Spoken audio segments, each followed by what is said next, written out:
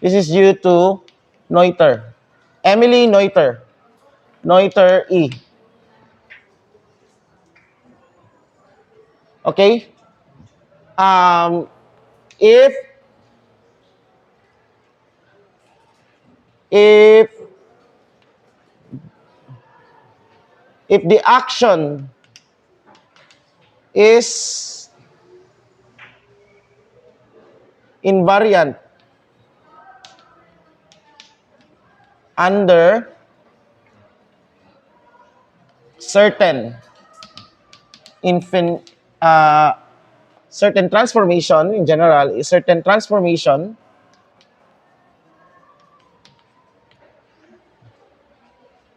if the action remains invariant, if the action is invariant under certain transformation, okay, then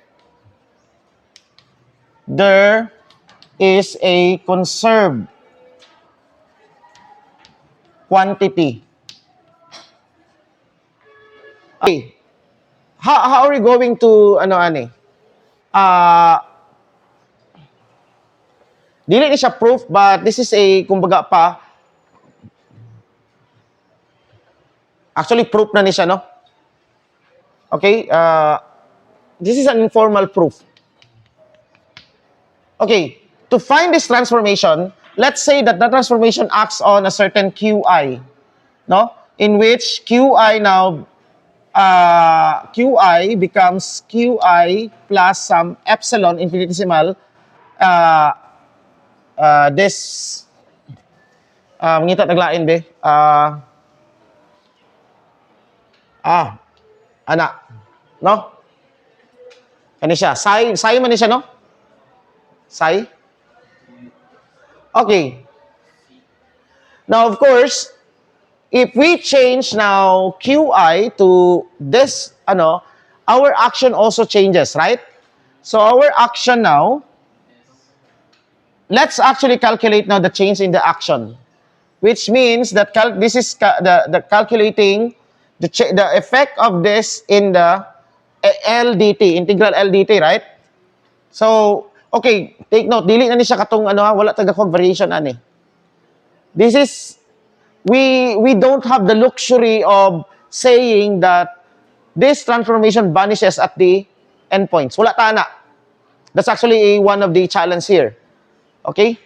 Dati, when we derive this one, we force it, we actually have that, the variation vanishes at the endpoints. Here, it's not a variation. It's a change. Well, it's a variation at some sort.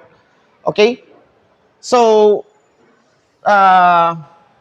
okay, so when we apply this to the, what do we have? This is partial L over partial QI times epsilon. So tanan diri ng epsilon, right? So I'll just move the epsilon here because there will be epsilon, So ang delta QI will be given by this. Okay? Plus partial L over partial Q dot I. And of course, this is d psi I over dt.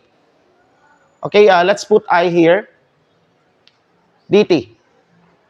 Okay. Now, unsay next nato dire? Let's integrate this by parts. So, kanino? Ato ni siyang kuanon sa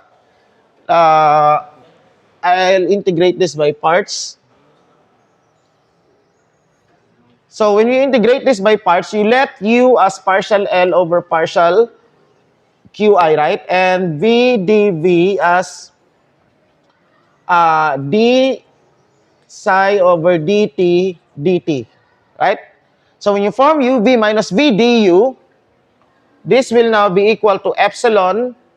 Akong i-separate ang UV, no? So you have now epsilon times UV. What's my U? That would be partial L times U na ko will be epsilon. Epsilon, psi. So this means that this is partial L over partial QI dot, dot ni siya, no? Dot. Kay dot man eh. Dot psi evaluated from T1 to T2. This is from T1 to T2. Plus, okay, the other one would be epsilon times the integral of. Now, v du would be the integral, okay, kani, partial L over partial Qi minus v du. Our v is kana siya, and then du would be d over dt of partial L over partial Q dot dt. So, sa ato pa, this is now d over dt of partial L over partial Q dot I. Kanina epsilon dire. Pero akong gihawa ang epsilon dire karon. Not epsilon. I keep on saying epsilon. Psi. Psi dt. Ha? Sa UV. Di ba? UV minus v du? Asa? Kani? Kani? Kuha na ako ang variation sa action. Yeah, transformation sa coordinates. So there is now this will now change, an infinitesimal change in the action. And how do you apply that? Diba? What is the action? L dt, right? So apply differentiation. Mo na siya partial L over partial Q d delta Q, right? But delta Q is just this. Oh. Okay? Now, dili nato ni siya ma-set og zero, tama? Kay dili ni siya katong variation at from an actual path. Lahi ni siya nga variation, no? So dili nato siya ma-set og zero. But we have this one. The theorem states if the action is invariant under certain transformation, then, meaning that we force the action to be invariant, that means that delta S must be zero. So this must be zero here. But again, kani ang problem. We could not set this to zero. Diba? Dati, ato ni siyang ma-zero. Why? Because psi at the endpoints are zero.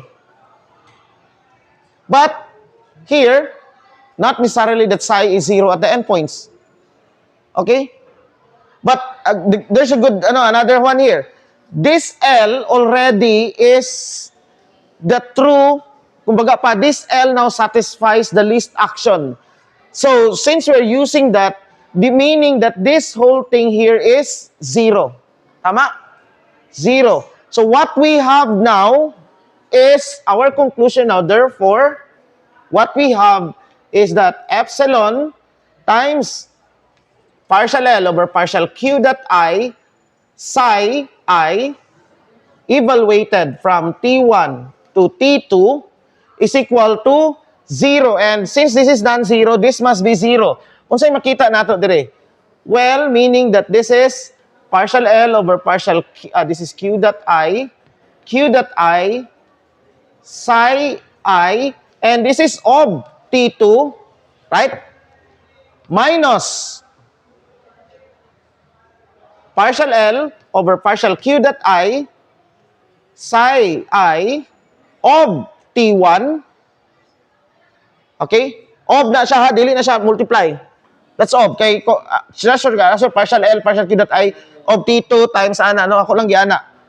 Equal 0, right? So, meaning this is equal. So, say meaning ani. Immediately, what you can see is that this is now the conserved